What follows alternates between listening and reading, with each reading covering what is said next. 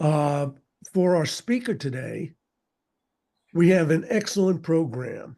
We're going to go through, traipsing through some of the gamma grasses to see what's cryptic, all the cryptic cactus they're in, and go through the low deserts and some of the high mountains to see a little tour of New Mexico with a living legend.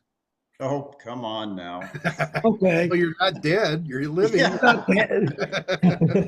bad. But when you say someone's a field man, Rob Romero really qualifies. He's one of the co-authors of the field guide to the Arizona cactus. And we're lucky to have him speak for us. Take it away, Rob. Okay, so are you going to help me share the screen here then, I Erwin? think, can you just hit screen share? Let's see. Let me see where let's Should be at the see. bottom of the screen and lit up in green. There we go.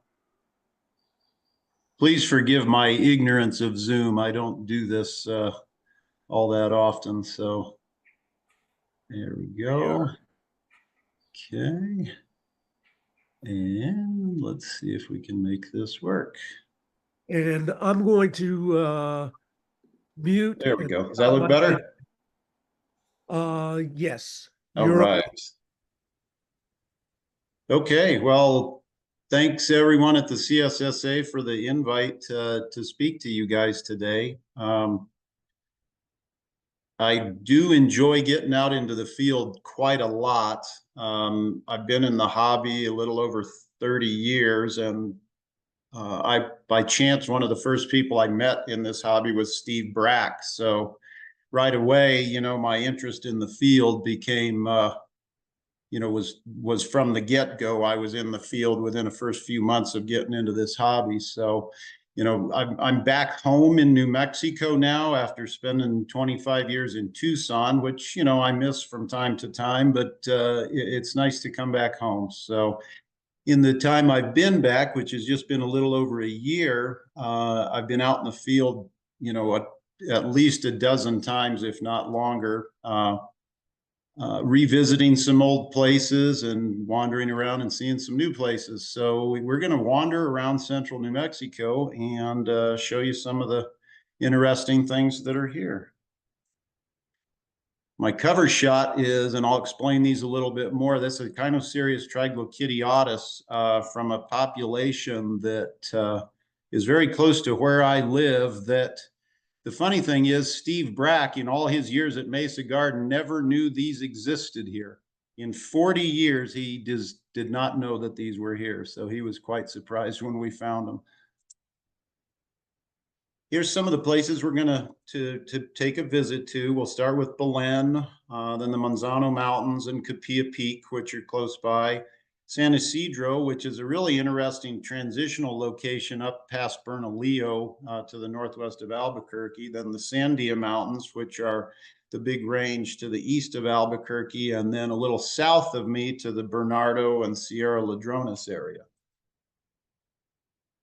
Going to give you just a quick overview of the climate of this region. We have touched 100 degrees already this year. I guess we're forecasted to have a fairly hot summer, as it were, for this area. I always joke with the folks over at Mesa Garden when they tell me, "Oh, it's a hot day today," and after living in Tucson for so long, I have to tell people, "You got to remind me when it's hot, because it's 100's nothing."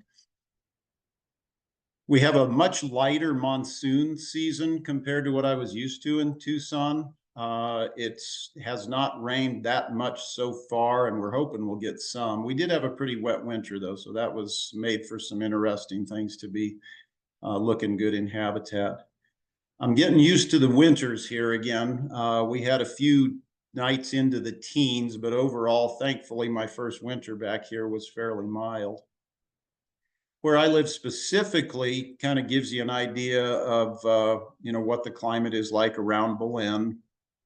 And then you see, here's what our average rainfall is. We didn't get much snow this past winter. I think we had our biggest accumulation here at my house was a whopping 1 inch, but the mountains got considerably much more snow. Where I live is about 5,089 feet. The Rio Grande runs right through the middle of the town of Belen. We're a little bit south of Albuquerque, about 35 miles or so. But lots of places around, lots of mountain ranges to explore. And, ultimately the big question, what does that all mean? Lots of opportunity to see plants, cacti specifically. So we'll start with Belen. I'm only going to focus on the one plant here because it's the most interesting. We'll see, several other species at some of the other locations that I'm going to take you on a tour through. So, as I said, Steve Brack had no idea these plants were here, and they occur less than a mile away from Mesa Garden. What I'll show you is that Triglochitiotis is a pretty variable plant, and it can grow up in high elevations in the mountains, down to much lower elevations around me in pretty dry, arid desert habitats. The specific area where these grow are these alluvial outflows below the mesa. The west side of Belen is a big escarpment that kind of erodes down to on the east and west side.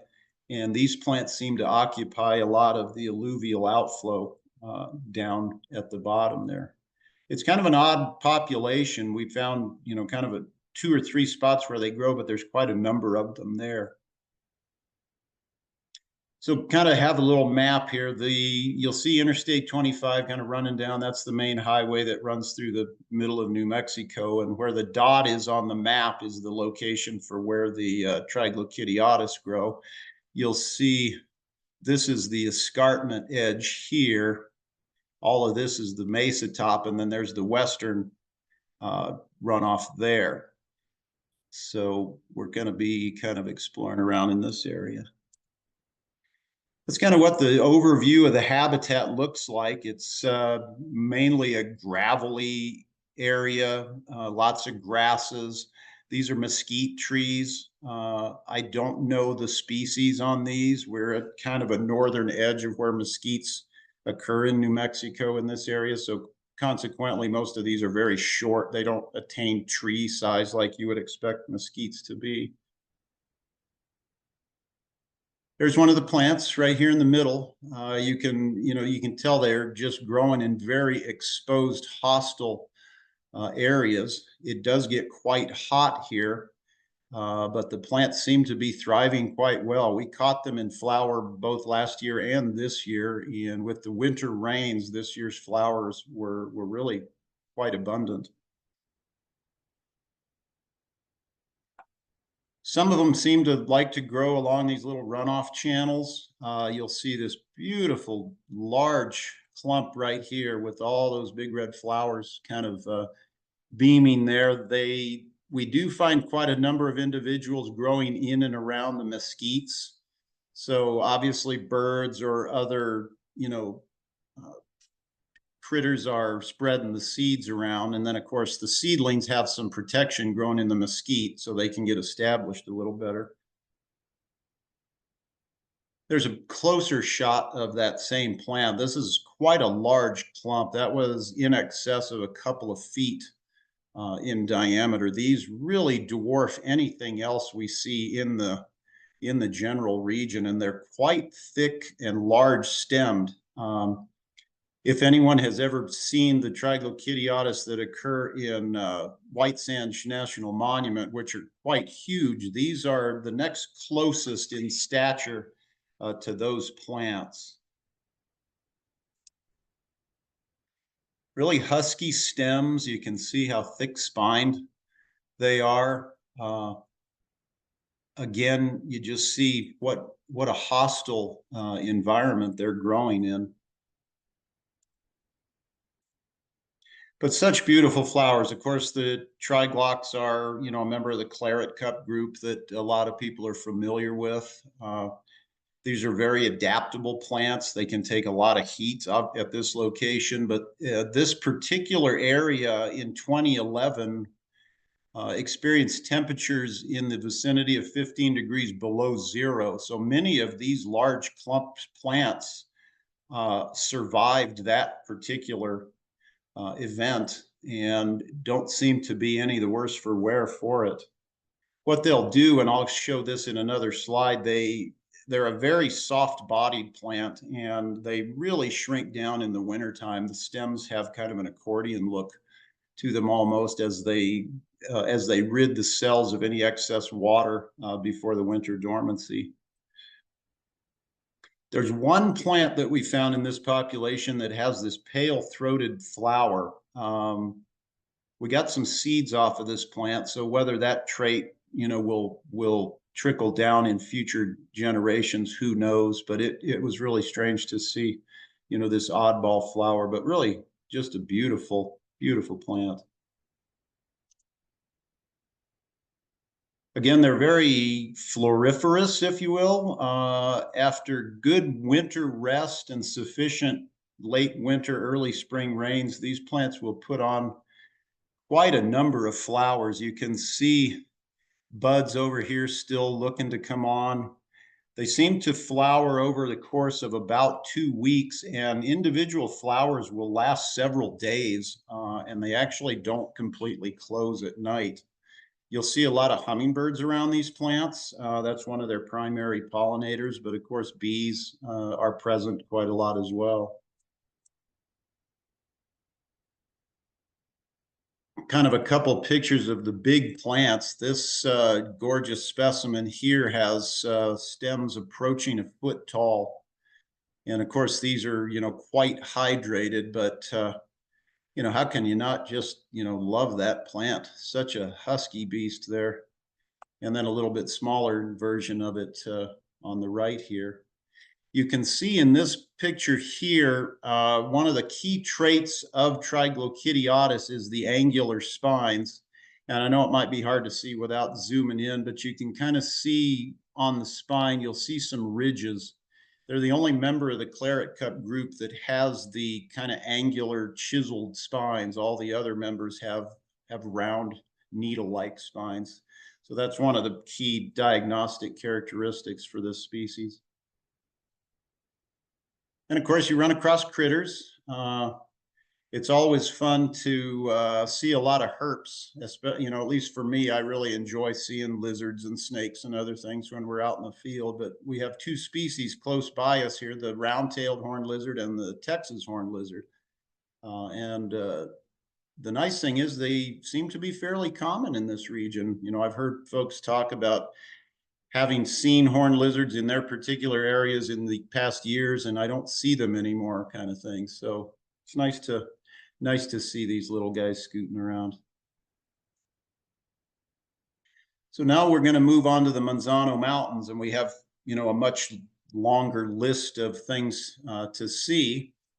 Viridiflorus, the Councilors viridiflorus is interesting in that in this region, there is a low and high elevation form, and you'll see pretty striking difference between those two, but they are the same species. Viridiflorus in and of itself has got a lot of members in its group, and it's quite a widespread plant in the US. Fendleri, which is another beautiful plant, gorgeous flowers. Then we'll see what the Triglochitiotis are more like in the mountains. Then our other claret cup species here is Coccineus, and I'll point out the differences that you see between that and the Triglochitiotis. Then we have Echinomastus stasiacanthus, a couple species of Mammillaria, Escobaria vivipara, and I'm going to include one Opuntia because this particular form is really quite attractive. I'm a self-prescribed non-Opuntia guy, so, not that I don't appreciate the plants, but a lot of them tend to kind of look the same. But this one is really quite striking. And you'll have to forgive my taxonomy. I know we're calling these Cochumia now, and we're calling this Pellicophora now, but I'm such an old school guy that, I haven't changed tags, and who knows where the names are going to continue to go. So if Peter Breslin's on the webinar. I'll apologize, Peter, for butchering the currently accepted taxonomy. So here's where we're going to be going.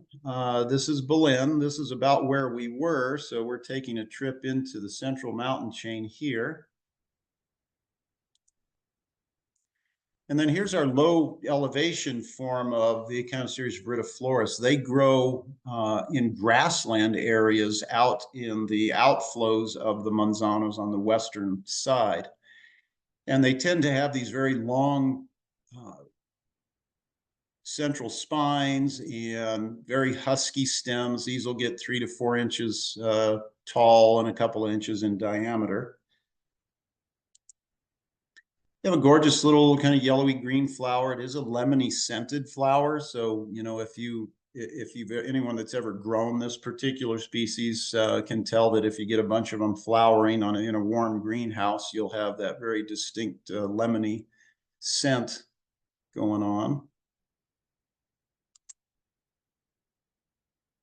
As I said, much bigger, huskier stems. This location, there's a lot of clumping plants. And they're just really a gorgeous plant. Another quite hardy plant. This area here, again, was in the negative teens in 2011. And this is one of probably the most cold hardy cactus in the US. They range way up into the northern tier of the country. And we get up into the mountains. The Manzanos are a significant range. They're part of the Central Rocky Mountain chain, and a couple of the peaks in this range are in the 10,000 foot range here. There are Pedicactus simpsoni, the most southern populations of them that occur on those high peaks, but unfortunately we never had time to get to them because it's about a 7-mile hike round trip to see the closest ones. We were hoping we might find them on Capilla Peak, which is in the 9,500 range, but no such luck. So we'll get up the energy to make that long hike one of these days. So here's our mountain form, as I call it, of the Echinocereus viridiflorus. These were growing at 9,000 feet. And if you'll notice, the stems are much smaller. The central spines are not nearly as prominent. These were all growing on mostly south-facing exposed rocky situations in ponderosa pine and Douglas fir woodland.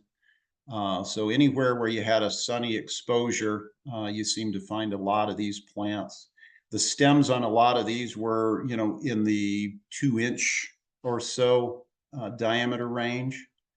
But as you can expect, this particular habitat is, you know, much, much colder than in the desert grassland below. And these plants can remain buried under, you know, feet of snow for weeks, months at a time.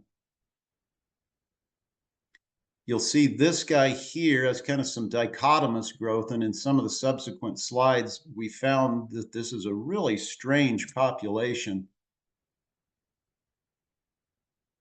Some of these were just making these beautiful, really, really tight clumps. And that was not even 8 inches in diameter. So it gives you an idea just how small, you know, the individual stems are. But you can see the pine needles around and, you know, lots of grasses and such growing in, it's an igneous type rock there. The whole mountain range for the most part is igneous and granite. And, you know, you always wonder about seeing crests in nature. Well, we found this one first just by chance, and like, wow, you know, one of those big, you know, look at that thing kind of moments. And then as we kind of looked around in the same general area at this particular population, we started seeing a number of them that were doing all sorts of weird things. Now, you know, we speculated, I wonder if that's because this is an isolated population. Is there some inbreeding going on? I've heard that theory kind of thrown around with other areas where you have a high number of crests in a particular population. One that comes to mind is Epithalantha micromeris at the lone Arizona location. There are, quite a high number of crested plants, more than one would expect to see at all. So, but I mean, just beautiful things. Now we're down back into the grassland, Echinocereus fendleri, one of the most beautiful of the Echinocereus as far as flowers go in the region.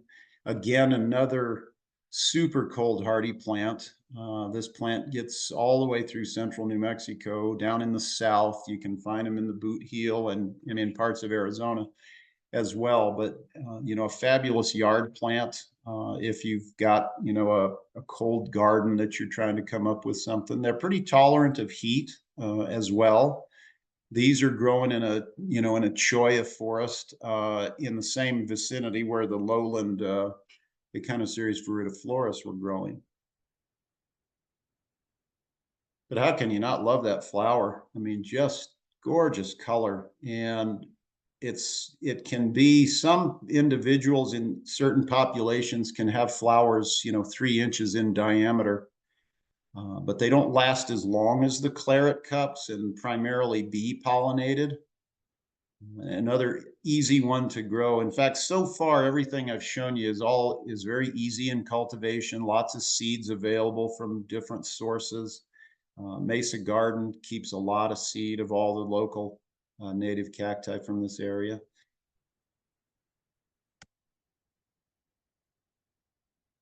We caught this one. This one was a more recent addition to my presentation prior to when I gave this talk in Tucson. So we figured we'd add some nice big floral shots to this. Fendleri can get a little ratty looking. They can get kind of chewed on by rabbits and other critters around. So, they can be a little bit on the rough looking side, but boy, when those flowers open up, that really overshadows all of that. Now we're back to Triglochidiatus. This is more of the mountain form. And if you recall, when I showed you the Belen ones, you'll see a real striking difference between the mountain forms, such few spines, much more of the stem is exposed.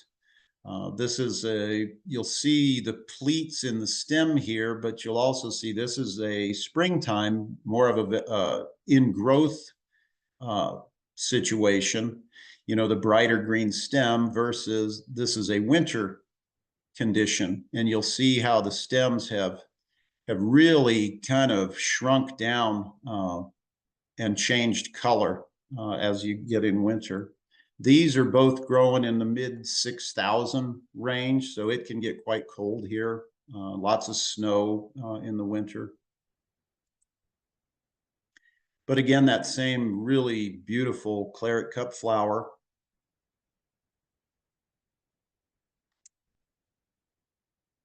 As I mentioned, they're quite soft bodied, and you get a real good feel for how they really just shrink down like little accordions. And a plant like this will be, half again as much taller once they get hydrated in the spring and start their vegetative growth.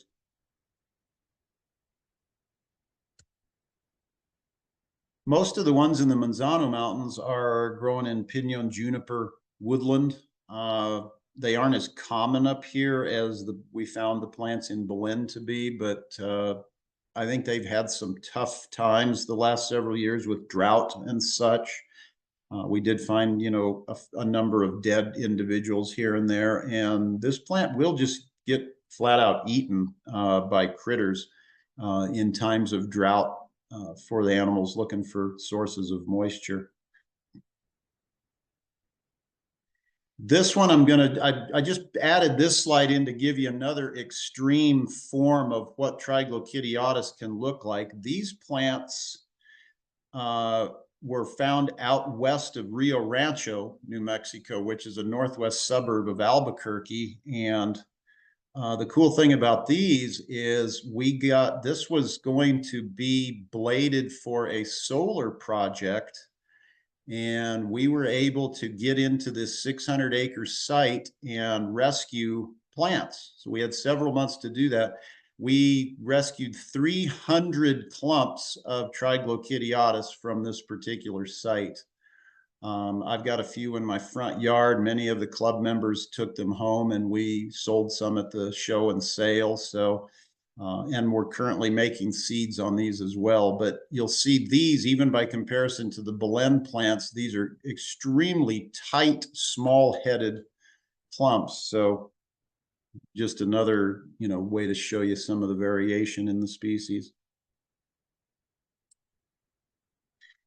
The other claret cup, Coccineus, these are up near Capilla Peak in the Manzano Mountains. And if you kind of look closely here, you can see it's more of a round needle-like spine. They have a higher number of ribs than the Triglochidiatus do, and smaller, tighter stems in the tighter clumps that they form.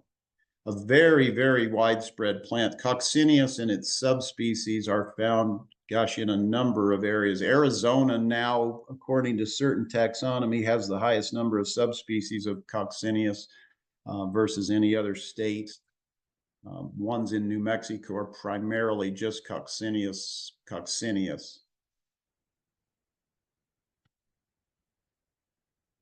And you'll see they are, the same kind of situation. They love these really rocky areas, lots of drainage. Of course, they'll take advantage of any of the rain and snow that they can get, which, snow can be quite abundant here. Again, these were also at a high elevation. Gets you a little better idea of the round needle-like spine. Another easy plant in cultivation. They make great yard plants, tolerate heat, tolerate cold. Economastus dasyacanthus. There's some debate as to whether dasyacanthus is actually a valid variety. Most put this under intertextus. I find them to be a little different based on, spines, based on flower, and based on what the fruit shape and size is. So, I tend to go with the dasyacanthus myself. Steve Brack and I have kind of had that same agreement on that for a while. The interesting thing about this plant is it's extremely difficult in cultivation. They are really fussy in a pot. They're not hard to germinate from seed, but they just don't like to live in a pot for whatever reason. They're very susceptible to excess moisture, although where these grow, there can be thousands of them, and you wonder, how do they do so well here? But I can't get the things to do well in a pot. They seem to thrive on really arid situations. These are growing in a place that's about 6,000 feet and can also get just ridiculously cold in the winter. But they can get heavy thunderstorms and a lot of snow, but where they're at, they are just happy as they can be. Gorgeous flower. They're they are the first cacti in this region to flower in the spring. If it's a warm winter, you can catch these guys in early to mid-March, where it can still be freezing at night virtually every night, but yet these plants are still flowering. This one here may be the size of a golf ball, and they can get up to 6-8 inches tall, but primarily they're in the golf ball to maybe tangerine kind of size range. They prefer kind of granitic and quartz kind of exposures, lots of grassland. They mostly live on slopes with some drainage, but out in fully open areas, you won't find these guys in much shade for the most part. They kind of hide in the grass. You'll see, this kind of rocky situation, lots of grasses and so forth. This area here is a place I just kind of accidentally stumbled upon. I was driving on Highway 60, headed towards Mountain Air, and thought, well, that looks like a nice hill. There's a big shoulder. I parked the car, walked up, and boom, there was tons and tons of plants there. The next one, one of the mammillarias, this is Myacantha, one of the quote unquote pancake mammillarias, along with hyderi and a couple other species. These are generally flat to the ground, and in winter and in times of drought can be really hard to find because they will actually kind of withdraw almost completely below the surface of the soil. You'll see how even, some dirt and such has started to accumulate in between the tubercles on these plants. They can be common in some locations with high numbers of them around, but down lower, at least where I've gone looking for them, they're not nearly as common. So they've got, pockets of areas where there's quite a large number of plants. The other almost as cryptic as Mammillaria wrightii. These are another contractile, if you will, plant, very soft bodied, lots of root below the ground, and also in times of drought, they will shrink down. And what you'll see is the tubercles kind of come together, like your fingers, and they will, the spines kind of all cluster up and they become invisible in the background. Most of these like to be in grasslands. These particular plants were upgrowing. We found these near a Triglochidiatus habitat at about 6,500 feet. Since I did this program previously, Steve and I found another location up near Albuquerque at 6,900 feet where we found 3 plants within about 20 minutes. So we're going to have to go back there and see how common they are there. But you'll see these are maybe not even golf ball size, little hooked spines. That's another characteristic of this particular species. These guys had buds, you'll see there, but when we went back to see these same plants, it had not rained and the buds had aborted. They flower very closely to the onset of summer rain. So in the absence of any measurable summer rain, they just flat won't flower. They're not a very long-lived plant. You've got other things like saguaros and phaerocactus and such that, in the 50 plus, 100 plus year lifespan, these guys, you're lucky to get 10 years or so out of them. Even in cultivation with good treatment, they just can reach a size where they just kind of crap out after a time.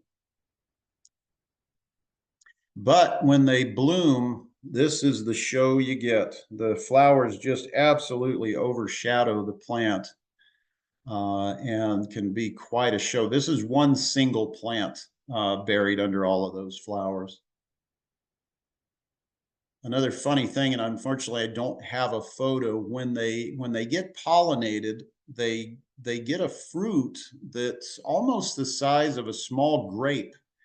And it physically distorts the body of the plant to where you just have this grossly oversized fruit on this really small stemmed plant. And they're generally ripe in October, November-ish. So we're hoping to maybe catch some plants in fruit later this year. But unless we get some rain, we're going to have to just, keep our fingers crossed. Escobaria vivipara, another beautiful plant as far as flowers go. Pretty common plant. I think it's underappreciated in cultivation. Makes a great yard plant. They're super cold hardy. This particular species gets all the way into the Dakotas, where you've got 30, 40 degree below zero winters. So they are extremely cold hardy, but they're quite adaptable in cultivation. They'll tolerate a lot of heat, and they seem to be tolerant of excess moisture and quite easy to grow. Here's the prickly pear that I decided to add here. Trichophora is, that's a hotly debated species name. Anybody that follows Opuntias, you'll know that for whatever reason, at least in my experience, it seems to be one of the most volatile groups of people in terms of schools of thought. as to species versus hybrids versus what taxonomy you follow. It's almost like people will come to blows over disagreements amongst Opuntia. But in any case, this one's interesting is there's no rigid spines on this plant. All the spines are these hairy, more filament-like spines. And as the plant grows, you'll find some where the basal stem here will just have this beard growing out across the, out on the ground as the plant gets bigger. Typical yellow flower for Puntia. We were too early for flowers on this plant, and unfortunately didn't find any more to get flowers from. But would make a good yard plant. Another adaptable plant. Extremely cold hardy, as we have with so many of the species in the region. Give you another idea of just how hairy they can be. There's some snow still on the ground. This was back in March, I think, up in a canyon in the Manzano Mountains. They kind of lay down in the winter as they're in dormancy, and then they will kind of get somewhat upright, but they generally a sprawling plant versus a shrub-like plant, as so many of the Opuntia are. But this particular individual is just amazingly shaggy. And contrary to what you see in that photo, that plant actually still is alive. I know some, you might look at that and go, what is that? Are you sure that's alive? And we checked it, and it still had a pulse. You can see, there's just no rigid spines on these plants. It's just all these hairy, wiry-like spines. Still not something you'd want to, grab with your bare hands and, pet like a dog, but, kind of a cool plant. Another shot of the scenery, the Manzanos. It's just a really gorgeous environment up there. Lots of open space to hike around. It's all national forest, so you have a variety of roads and such, and you can drive all the way to Capilla Peak. It's actually a fairly decent road till you get to the last couple of miles, and then you need something with a little clearance, but you can drive all the way to that peak, and lots of hiking opportunities and so forth. On to San Isidro. This is an interesting place because you start seeing some of the Four Corners area plants like the Sclerocactus parviflorus. There's a spot just to the west of San Isidro that we go that's some BLM land that's wide open for hiking. And it's just a really rich habitat for a lot of really cool cacti. The one that's really interesting, well, there's a couple that are really interesting, but this is one of the few locations in New Mexico where Escobaria missouriensis grows. It's found in many other states, Utah, Arizona, Colorado, Wyoming, on into the mid, Kansas, Nebraska, Oklahoma, Texas. It's really widespread, but it's only got these really couple of isolated places in New Mexico. And these were discovered quite a long time ago, but we've been revisiting this particular location for many years. So you'll see this is where we're going to look around here. Albuquerque is going to be kind of back down to the southeast. So this is one of the furthest away from the central-ish New Mexico locations. One of my favorite New Mexico plants, Tumea papricantha, currently included in Sclerocactus. What I find this plant fascinating is the evolutionary adaptation to its environment. As far as I'm concerned, is just one of the most unique in all the cacti. The common name for this plant is a gramagrass cactus. And if you'll notice, all the central spines are like a blade of grass. They're quite flexible like a blade of grass, and they grow in areas with a couple of different species of gramagrass.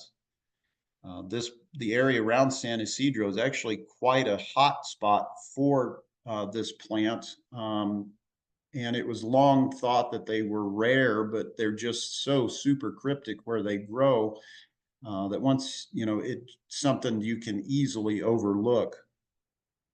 You'll see some fruits forming on these particular individuals.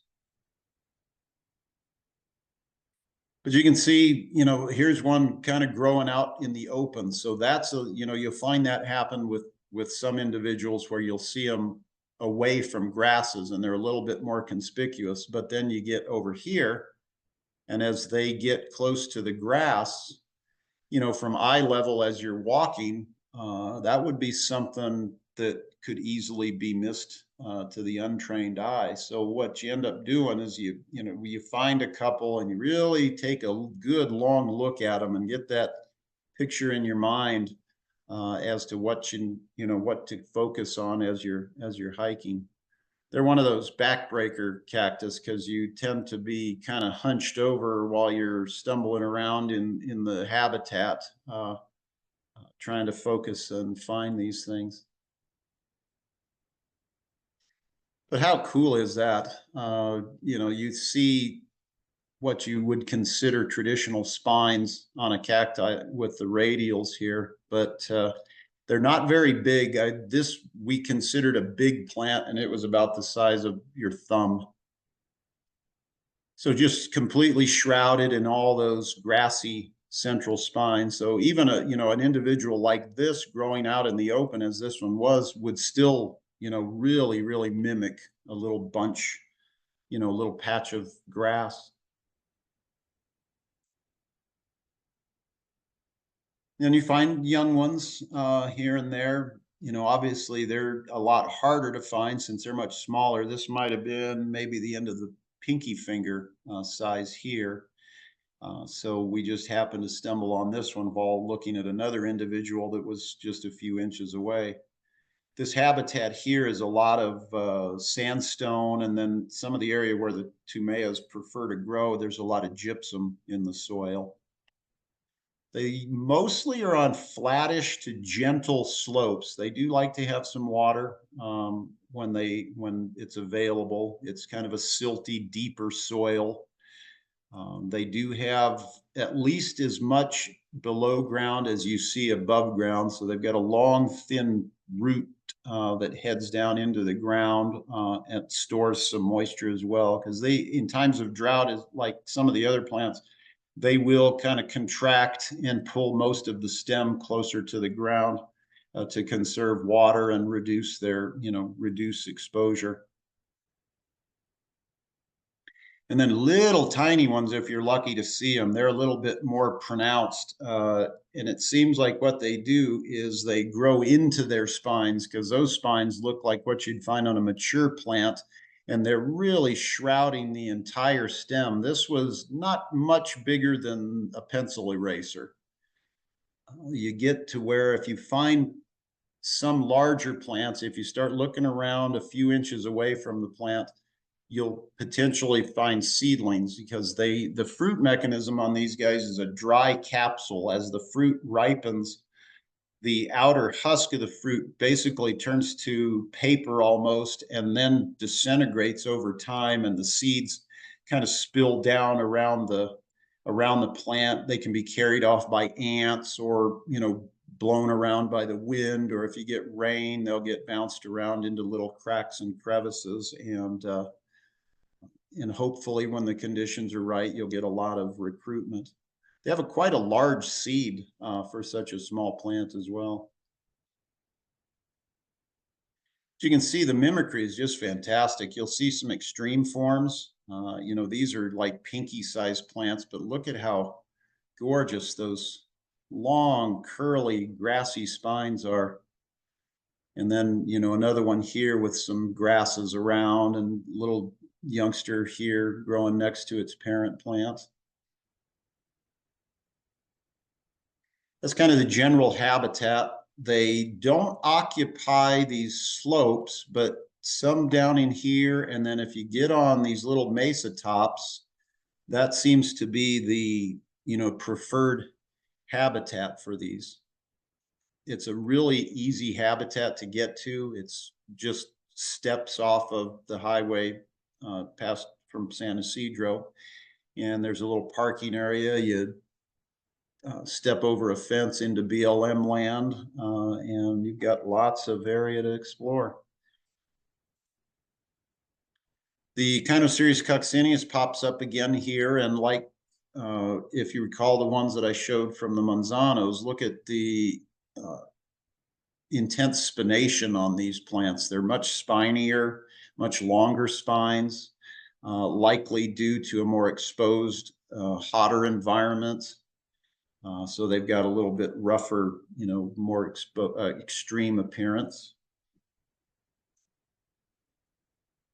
There are some individuals that will be found in a little bit of the semi-shade of some of the few juniper trees that are around the area.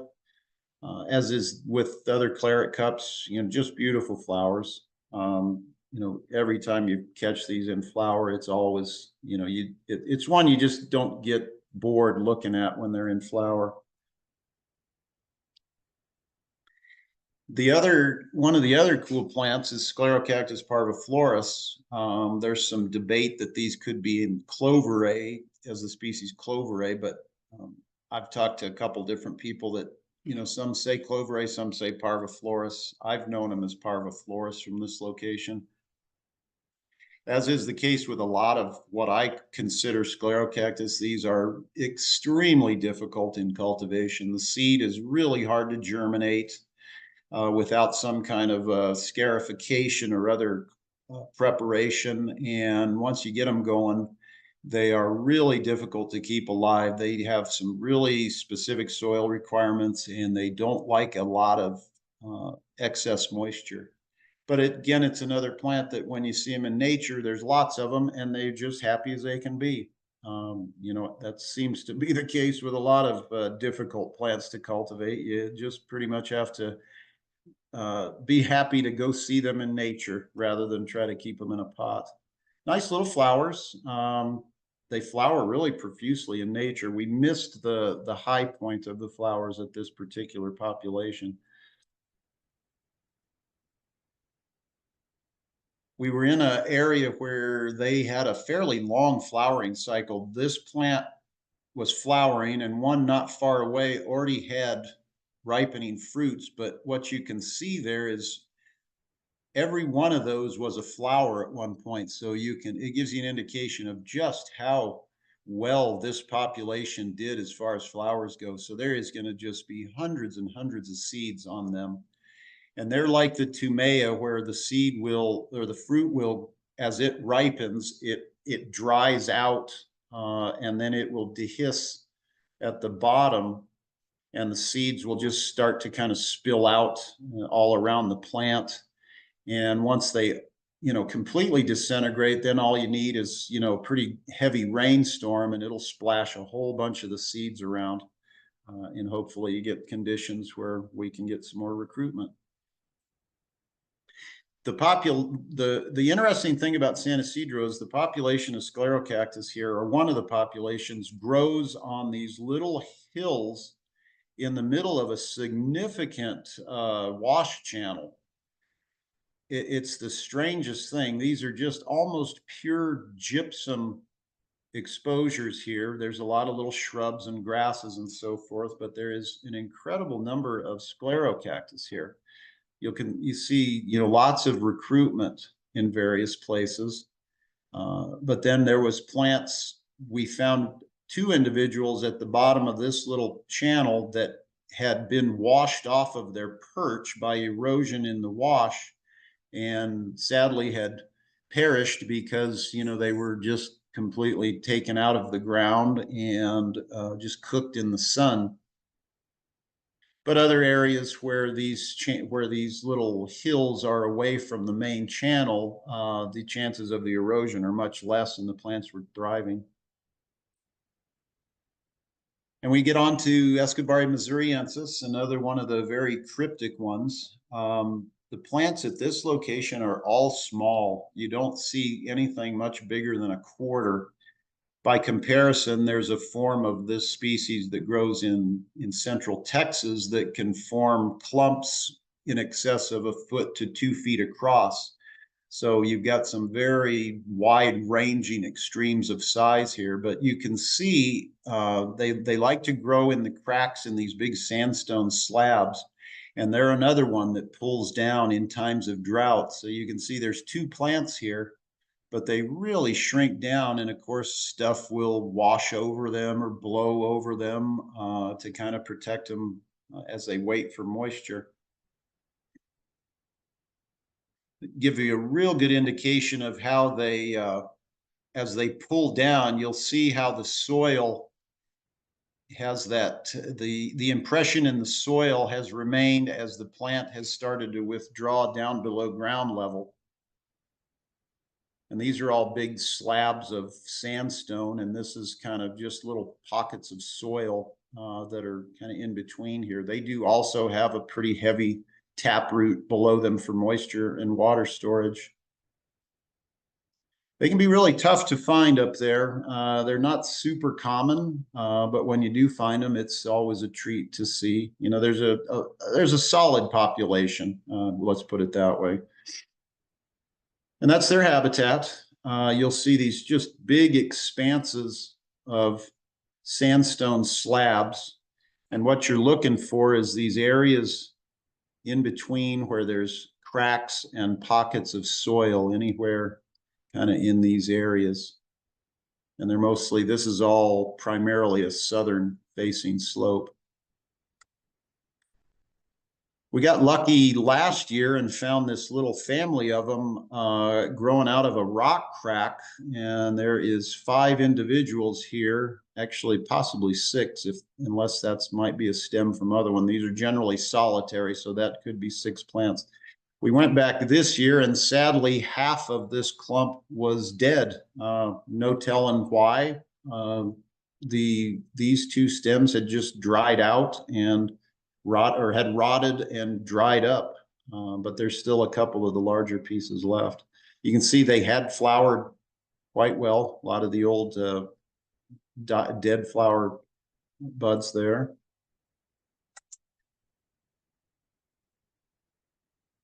Like I said, they pull down in times of drought. So you can see one hiding here. Now, I claim to say there's 4 in this right-hand picture. So I've got to see if I can remember where number 4 is, because I see 1, 2, 3. And well, I'm going to have egg on my face if I can't find number 4, but I know it's here because maybe right here we go. Yeah, right in there. So that's kind of what you're trying to get your eyes fixed on, is something that's no bigger than a quarter that grows flat with the ground in kind of this mottled kind of habitat. Easy to grow. There are seeds available of this particular form from a couple of different places. They are just unfussy in cultivation. You can get a plant from seed to flower in generally a couple of years with the right conditions. You can see emerging fruit on these guys. They will actually, in some cases, they'll flower in the spring and they will hold the fruit till the following spring. The fruit kind of stays hidden within the spines between the tubercles of the plant. But we went this spring and looked for them and found that a lot of the fruits had been extricated by mice. That seems to be a food source for mice, because it does have a slightly juicy fruit compared to the sclerocactus or the tumea. You can see these are much more pumped and healthy looking. This was, you know, after some winter moisture. So they do start to come up out of the ground and become a little bit more conspicuous. That's what you get for the flower. This gives you a really good indication. There's last year's fruit, and here's this year's flower. So hopefully there is another individual close by here that will get this guy pollinated, and we'll get some seeds. You don't see the really tiny ones all that often, because I think what you end up seeing is the seed will fall into deeper cracks, and the seedlings need a darker, moister, more humid environment to get established before they can start to appear in the more exposed area. Not a very big flower. I mentioned the Texas form. The Texas form has a much larger, showy flower. These flowers were, maybe a half an inch across, but, the plant itself, not much bigger than an inch and a half. You'll see an emerging bud there, but we were lucky we caught these in flower. That was kind of the focus of that visit, was to be able to get a flower for the presentation. It's a habitat I've been back to, gosh, a half a dozen times since I've been back to New Mexico. It's just one of those places that keeps drawing you back. It's just so fun to go. You find something new every time. Now we're on to the Sandia Mountains. This is another part of the Rocky Mountain chain that's to the east of Albuquerque. There's Interstate 40 going on into Albuquerque, and this is we're in the middle of the range here.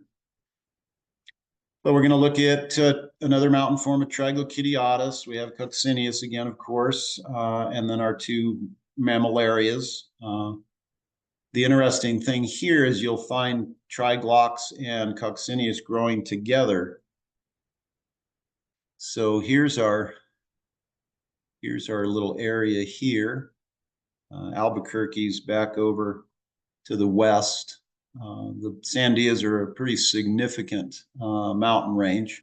Anybody that's visited, the high peak is above 10,000 feet at the highest point.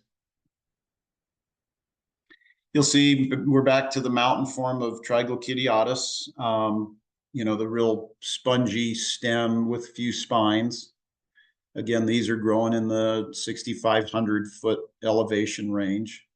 You can see they can get kind of weathered looking as they, get exposed to different conditions or things chewing on them.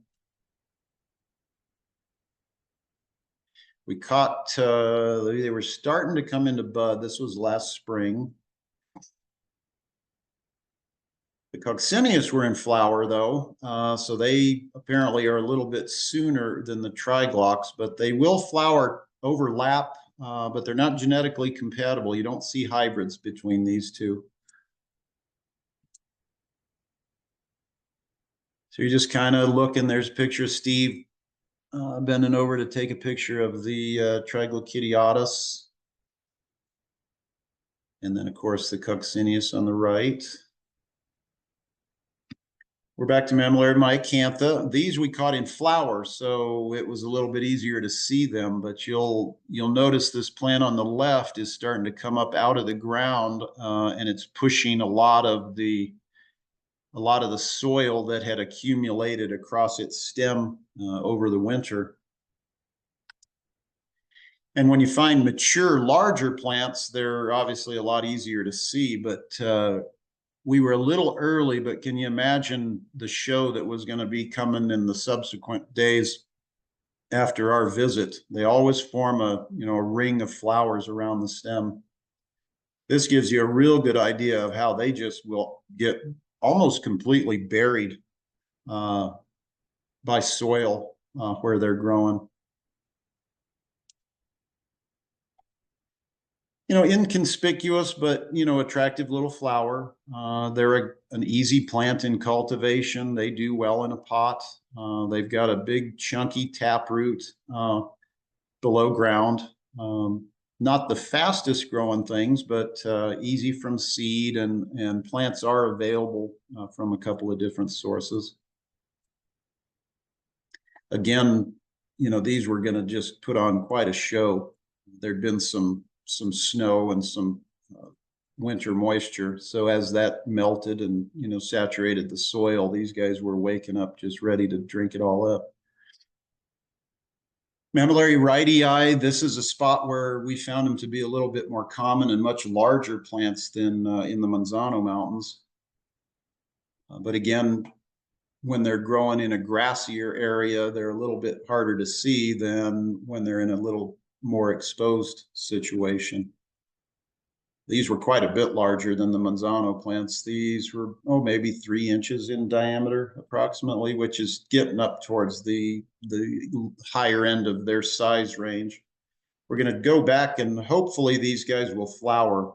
They tend to flower July-ish. Again, if we get some rain, that'll really push them into gear, but they're kind of a midsummer flower plant. These are all growing in PJ woodland, just shy of 7,000 feet. A lot of them were, the few that we did find were in the drip line of the trees, where they get some sun periods during the day, and then in the hotter time of the day, they would get a little protection from the hottest portion of the day. Another critter, our third species of horned lizard. This is the mountain shorthorn lizard, one of the more showy of the ones in the area. So we got lucky and saw this guy on that outing, and he could have cared less that we were there. We could just walk right up to him and take all the pictures we wanted.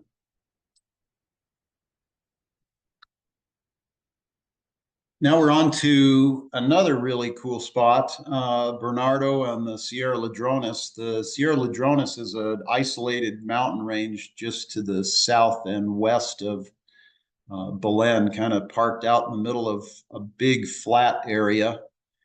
But it's a rich area for Tumea papricantha, and that keeps me going back there because there's quite a number of them that we've found. This is the area here. Belen's out of the picture here, but you can't see it on this map, but there's the town of Bernardo is right in around here, and there's a county road that you can go access through here. Most of this particular habitat is on a ranch, but the rancher is very agreeable to people hiking around. They don't really have a problem with visitors and that sort of thing. I've met the rancher and he thought we were crazy. They stooped over looking for little tiny cacti. There's a picture of the habitat. It's a really big expanse of grama grass habitat. You'll see those are the Manzano Mountains over in this range, but what you'll also see here is a huge number of Cylindropuntia imbricata, cholla. There are some creosote bush scattered through here as some of the northern areas for creosote occur. But the plants are what we call roadkill.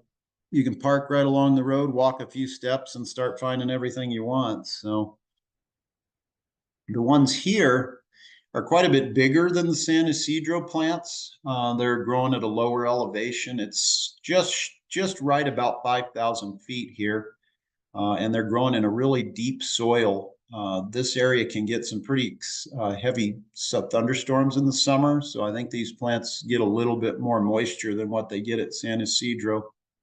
These are, twice the size of your thumb, but again, the same super shaggy appearance with the spines.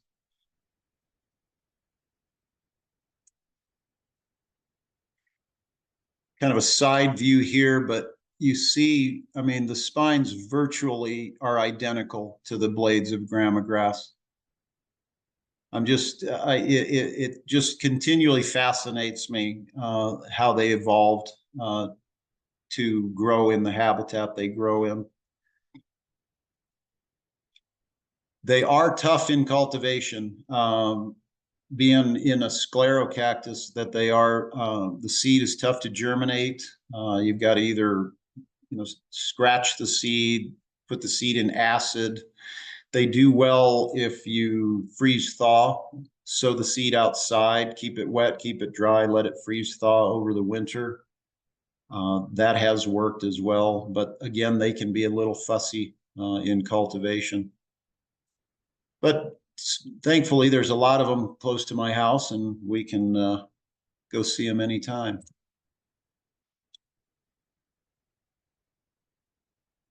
Another kind of a broad stemmed plant here. This was one of the bigger individuals in the area.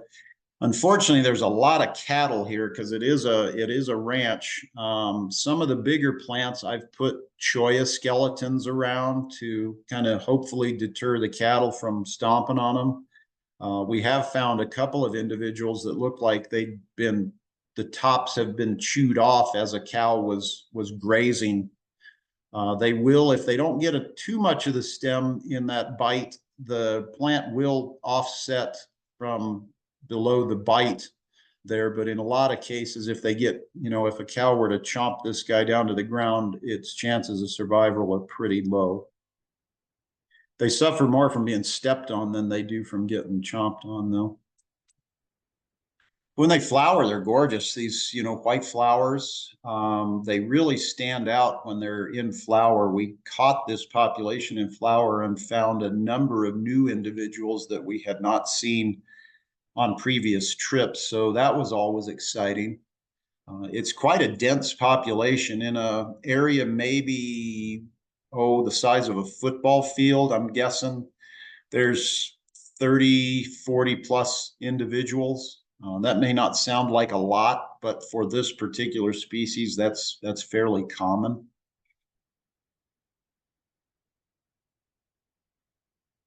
But there, I mean, you get an idea here. Imagine those flowers are not there. What would you be looking at? You would have a hard time picking these two plants out from everything around them.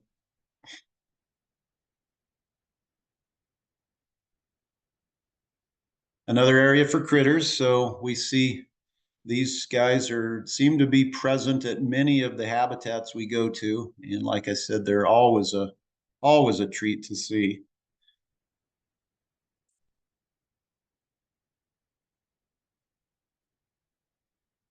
And as you see, here's, more of the fruits.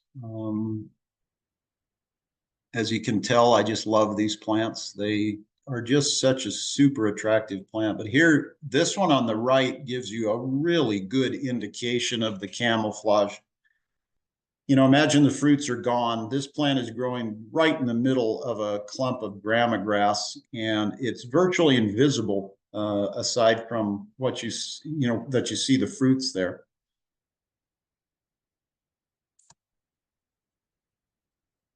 Some more, a little bit higher up view. If you're, imagine you're looking down and without that flower, you'd be hard pressed to know what you're looking at there. So it's, one, you got to, like I said, you got to train your eye to see as you're in the field. I've taken a couple of visitors out to see these plants, and they've always been amazed, seeing these things. It's, I've had a couple folks that say, oh, I wanted to see those forever. It's like, well, let's go. I knew exactly where to find them. Pretty large flowers compared to the size of the stem. This little guy was maybe the size of the end of your forefinger. So you get an idea of how large the flower buds are in comparison to the stem.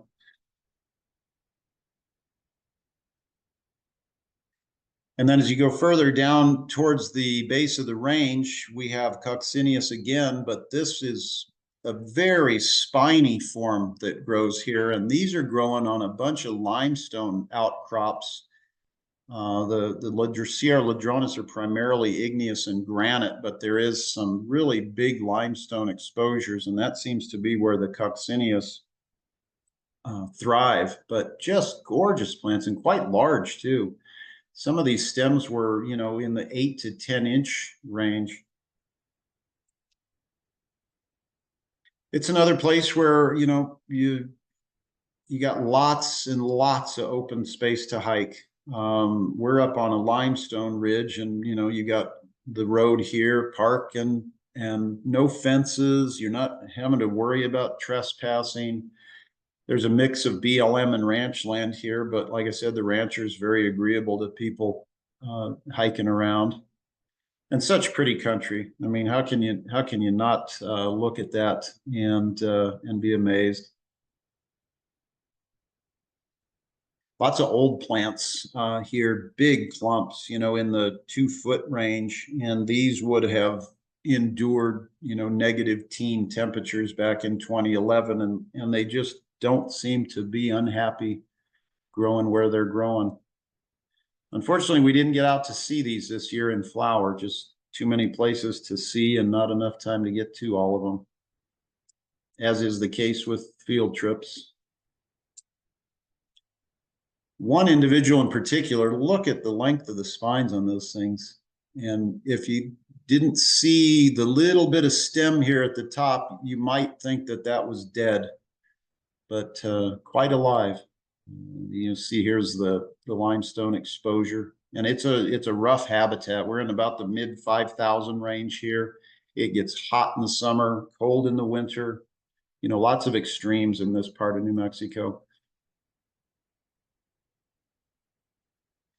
And another opuntioid that's interesting is Grussonia clavata. It is endemic to New Mexico.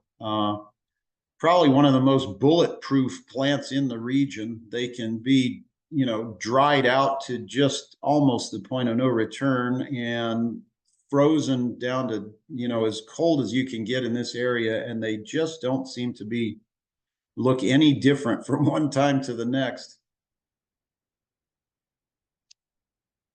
Vicious spines on these plants. They will grow from cuttings. You don't see seed available all that much. I don't know that it's that popular in cultivation. A lot of folks are not into this kind of stuff, but it's an interesting plant from a vicious looking appearance. They grow in these flat expanses. In this area was a lot of creosote around. Nice flower though. They're, it's a typical yellow opuntioid flower, but when they are flowering, you do see these big patches of them with lots of flowers popping up from the stems. And with that, the sun sets on this presentation. The end.